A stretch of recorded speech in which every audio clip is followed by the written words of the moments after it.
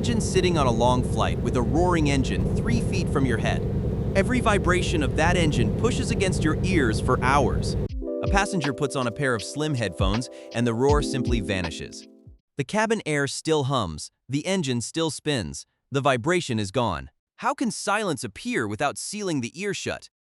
Most people assume the answer is a wall of soft foam. Foam earplugs work by physically blocking the air from moving. But these new headphones have tiny open grills on the outside. Air moves freely right through the grills and into the cup. So blocking the air is clearly not the trick. Something clever is happening inside the cup. To see it, we need to look at what sound actually is. Most of us picture sound as a thing that travels through the air. We imagine it like a cloud of noise pushing its way forward. That picture makes us think a thicker wall gives more silence. It also makes us think only foam can defeat a loud engine. Both ideas are wrong. The real answer is more subtle. The headphones do not fight the air. They fight the sound itself. They fire a copy of the engine noise back into the air. But the copy is flipped upside down at every moment. When the original and the copy collide, both turn into nothing. This trick has a name. It is called destructive interference. To understand destructive interference, we need a clear picture of sound. Sound is just air being pushed and pulled in a repeating pattern. Imagine a speaker drum vibrating back and forth in front of you. On a push, the drum squeezes a cluster of air molecules together. The squeezed cluster bumps into the next cluster in line. The bump travels outward like a ripple in a pond. On a pull, the drum leaves a small empty space behind. We call the squeeze a compression. We call the gap a rarefaction. Together they form a repeating pattern that travels through the air. That repeating pattern is what we call a sound wave. If we draw the pattern on paper, it looks like a wavy line going up and down. The high crests of the line mark the compressions. The low troughs of the line mark the rarefactions. The height of the wave from the middle is called the amplitude. A bigger amplitude means more air movement per squeeze. More air movement at your eardrum means a louder sound. The number of crests passing a point per second is called the frequency. A higher frequency means a higher pitch. A lower frequency means a deeper rumble. A jet engine makes mostly low-frequency rumble. That is the kind of sound the headphones need to delete. Now imagine two speakers playing the exact same tone at the same time. Where their compressions meet, the squeeze gets even bigger. The waves add together to make a louder wave. We call this constructive interference. Two soft claps can add up to one loud boom. But what if the second speaker plays the opposite pattern? Its compressions land exactly where the first speaker has rarefactions. A squeeze meets a gap, and the gap is filled perfectly. The two patterns undo each other. We call this destructive interference. When the two waves line up just right, the air stops moving. No compression, no rarefaction, just still air. That still air is what the eardrum feels as silence.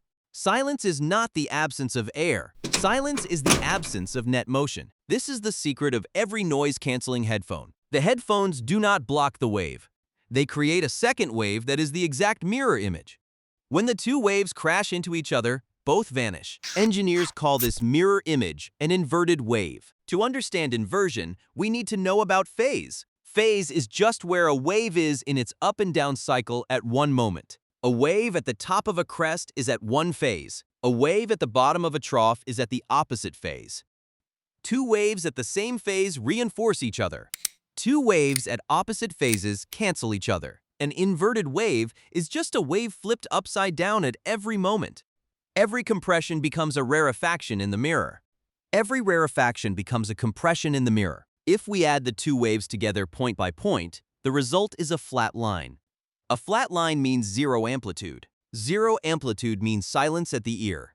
This is the math of wave cancellation. It works every single time the timing is right.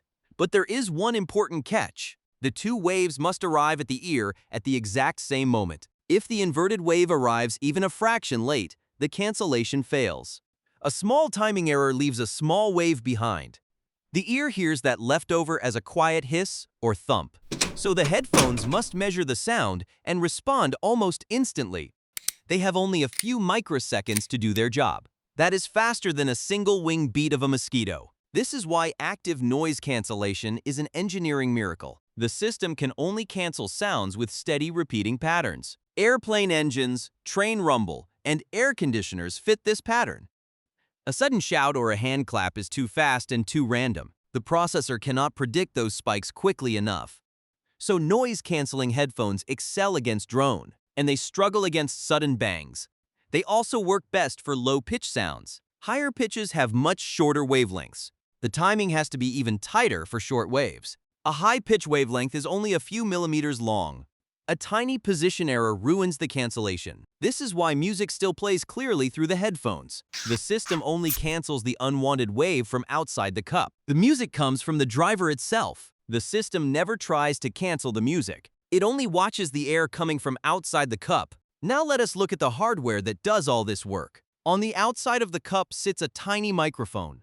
The microphone converts the air pressure into an electrical signal. The signal is just a copy of the wave drawn as voltage up and down. The signal enters a small processor chip. The chip is the brain of the whole operation. The processor inverts the signal. It flips every voltage to its opposite value. The flipped signal travels to a small speaker inside the cup. The speaker pushes the air in the opposite pattern. By the time the inverted wave reaches your eardrum, the original is also arriving. They meet inside your ear canal, and the air molecules stop moving. The whole process happens continuously. The microphone never stops listening. There is usually more than one microphone per cup. Some are inside the cup to catch sound leaking past the ear pad. This is called a feedback system. It cleans up the cancellation in real time. Other headphones have microphones on the outside. They catch the wave before it enters the cup. These are called feed-forward microphones. The best designs use both feed-forward and feedback together. They double-check each other to make the silent zone as deep as possible. The processor runs a special algorithm called an adaptive filter. An adaptive filter adjusts itself if the engine pitch changes mid-flight. The foam ear pad still helps a lot on its own. It physically absorbs higher pitch sounds that slip past the foam. The active circuit takes care of the low-pitch rumble. Together they build a quiet zone that foam alone could not. The whole trick is red, flip, fire, repeat. Microphone reads. Processor flips, speaker fires. The cycle repeats. The next time you put on a pair of noise-canceling headphones, remember there is an invisible anti-sound being fired into your ear canal. It is the same size and shape as the roar. It is just upside down. When the two collide, the air forgets it was moving at all. That is the magic of wave interference. Sound is a wave. Two waves can cancel. A tiny computer can flip a wave in microseconds. That is how a pair of headphones deletes a jet engine. Now you know the trick. Silence is two waves that forgot they were moving. Thank you for watching this video. Let me know in the comments if you liked it. Don't forget to like and subscribe for more.